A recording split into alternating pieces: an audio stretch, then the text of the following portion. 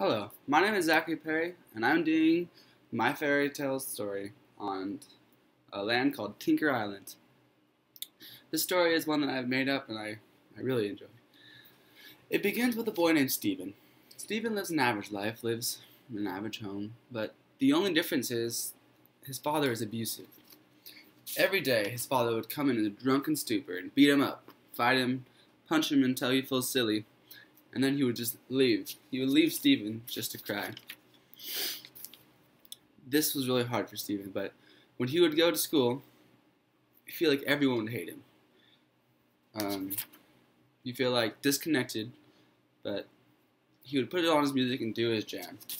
When he was at school, he felt just like he would sit in a corner and no one would talk to him. Throughout the whole school experience, he got all D's and F's, never passed any of his classes. But there was something very unique about him. He had an imagination. The teacher that would teach Stephen often criticized him and said, "You're not going to go anywhere in life. You've got nothing. All you're good to do is just to work at a McDonald's."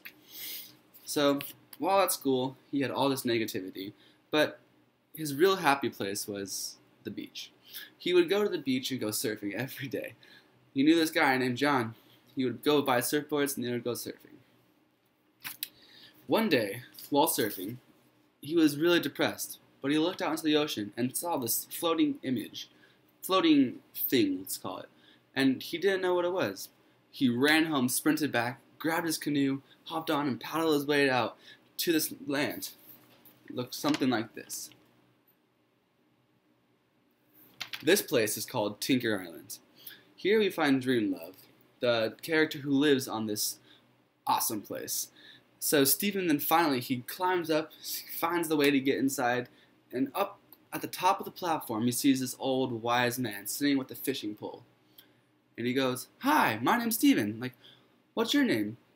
He goes, "Oh, hello, my name's Dreamlove. Oh, hang on a second." And he starts reeling in a fish. He's battling for like 15 minutes trying to get this fish in. All of a sudden he yanks really hard and out comes this mighty shark. Dreamlove says, "Hey, can you help me throw this into my aquarium?" So Stephen runs over, helps him, picks him up, runs it over, and throws him into the aquarium. And inside the aquarium he has manta rays, sharks, jellyfish, even whales. Stephen's impressed with what Dreamlove has, and he said, "What is this?" "Well," Dreamlove says, "this is Tinker Island." "Tinker Island?" said Stephen. "Well, what is that?" He said, "This is an island that I built." And said, "How did you build it?"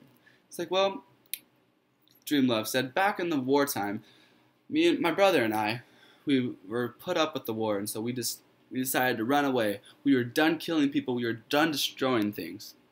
And he's like, "All right, well, that's pretty reliable." I was like, "Well, why did you do this?" He's like, "I wanted the place to be away from everyone." Stephen's like, "I really like this place." Stephen then has to go home because it's close to sunset. But he thinks and remembers about Tinker Island. Excuse me. The next morning he goes to class, again, bombarded by failing class and not getting the assignments right, not getting perfect grade. But this one girl comes up, and through all the failing classes and the bad grades, she notices one little essay. And it's called "My Creative Life." And she says, "Look at this, you got an A on this." And Stephen's like, "No, you were right. You're the one person that helps me." So he takes her, and they go off on the adventure. He said, "I have a place to show you." He takes her to Tinker Island, and she is marveled at what she sees. It's a oasis away from the hell that they both live in. But, so, they visit here each day, and each day, Dreamlove tells them more stories, more adventures, more journeys that he has gone on through his life. And they are very fascinated with everything that he has talked. But in the end, he is a great man, Dreamlove, because Stephen learns a lot. He learns how to be okay with the world. He learns how to deal with problems and just by being away.